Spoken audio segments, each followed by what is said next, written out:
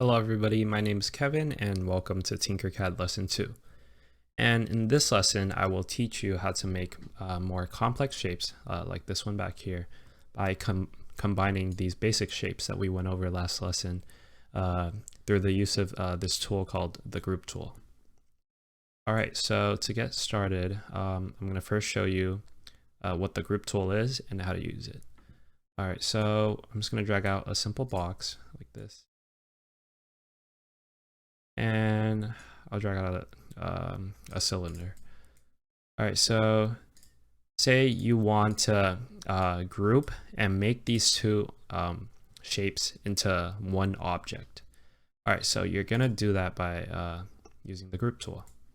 So first, you're gonna want to bind them like this, just drag them together. And you want to make a shape like this, so you select all the shapes that make up the big shape that you want, and then you want to press group, or you can press Control G, and it'll group them into one single shape. All right, so that is basically how you use the group tool. You can just combine as many shapes as you want into one big complex shape. All right, so say you want to ungroup something. Well, if you just group that thing, you can just use the undo tool like that, and it'll undo your last action. Or if it's if you grouped it a while ago and you've already done a lot of stuff after it, then an easier way is just selecting the shape you want to ungroup and then press the ungroup button, or you can use Control Shift G like this and it'll ungroup them to go. All right, so I'm going to show you an example. It'll be this thing right here, this weird thing that says house on it. I'm going to show you how to make that through a couple of these shapes. We're going to be using the box, the cylinder, cone, text, and diamond. All right, so to get started, I'm just going to drag out a box. And you can always check the here. I'm going to ungroup this one so I can check all the dimensions on the shape, so I can make it identical. This. All right, so first we're going to be making this red part, the box. And this is going to be 40 by 20 in length and width, and then the height is 8 millimeters. So we're going to make the height here's. Again, you can drag the dots on the shape, or you can type them in right here. I'm just going to drag it because that's how I always do things. So what did I say earlier? 40 by 20? Yeah, 40 in length and 20.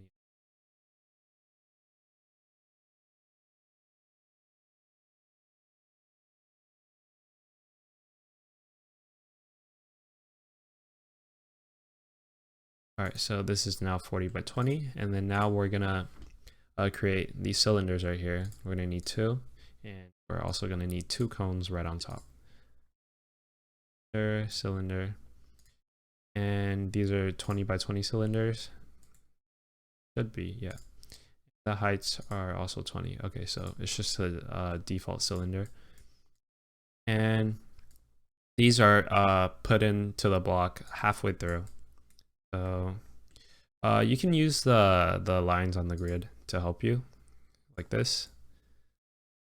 So now I'm just gonna put this one halfway through like this. And I'm gonna do the same on the other side. All right, so now that well, you can technically just put in all your objects first and then group them after, but it's safer to just group them now, so they can't be moved around later when you're adding in more stuff. So I'm just going to group these right now since I'm already sure that this is what I'm going to have. I'll just press group, and there we go. We have that part done. And now next, we're going to need 2 cones. All right, so the cones, they have the same circumference as these cylinders right here. So I'm just gonna put them right on top. And since this is 20 millimeters in height, you're gonna want to drag this arrow right here, right on top of the cylinders, and you can use this to make the cylinder elevate. So we're gonna do 20 millimeters in height. So these will sit right on top of the cylinders like this. You're just gonna line them up. One. All right, so now we have this part done, this U shape. And I'm gonna go ahead and combine those again, or group. I'm gonna group those again. And there we go. So now next I'm gonna do, I'm gonna put the diamond on first. All right, so this shape is just a diamond that is flipped upside down.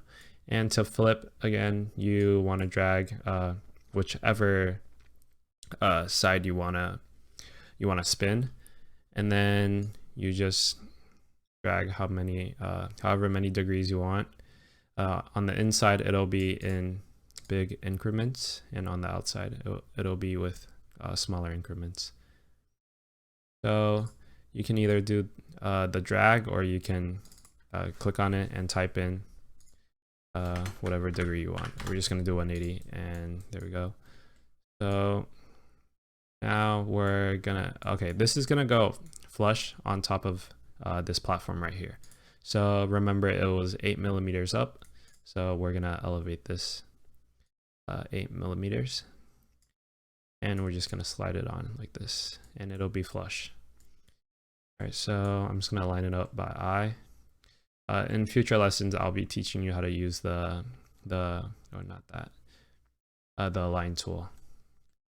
And you can make more accurate dimensioning that way. So yeah, that looks pretty good. I'm gonna merge that again. Select this and select that.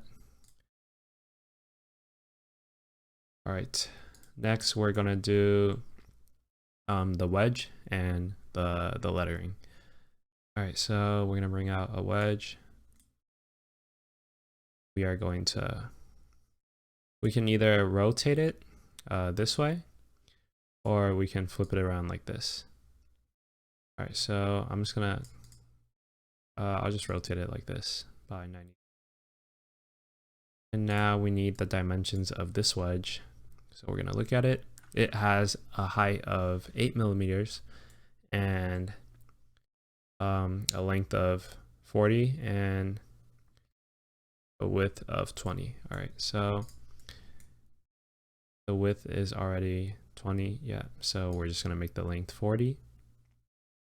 And we are going to the height 8 millimeters. So this will be the same height as the platform.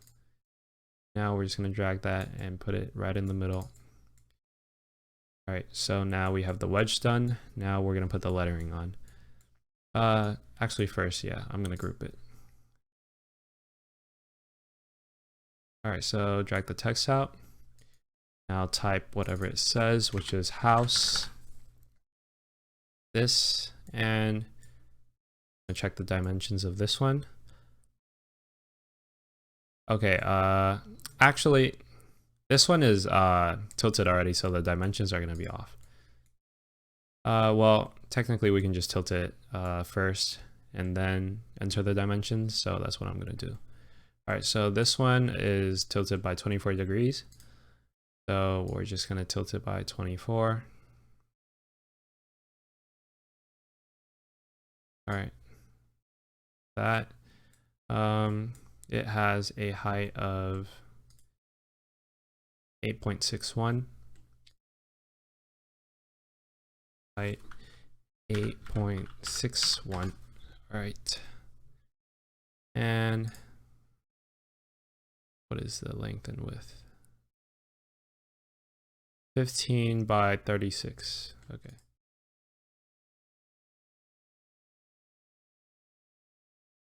.36 for the length. 15 for the width.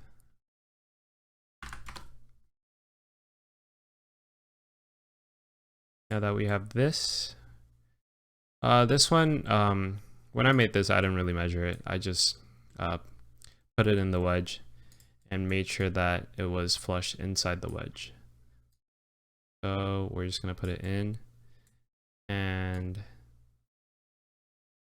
make sure it is surfaced by a couple millimeters. Actually, this doesn't look even, so I'm gonna change the by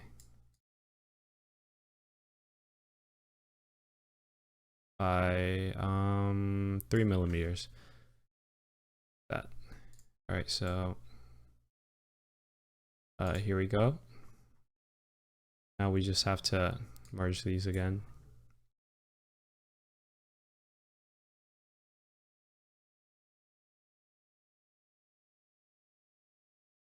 All right, so now you have completed this example. All right, so now that I have taught you how to make complex shapes out of simple shapes using the group tool, now here is a problem that I want you to do yourself. Try it out. This is what I want you to model. Do your best, and I'll ungroup it as a hint and show you what components it's made of. And I'll tell you the full dimensions. The full dimensions is 40 by 40, and the full height is also 40. All right, so try your best to recreate this. Good luck, and I will show you the solution in the next lesson.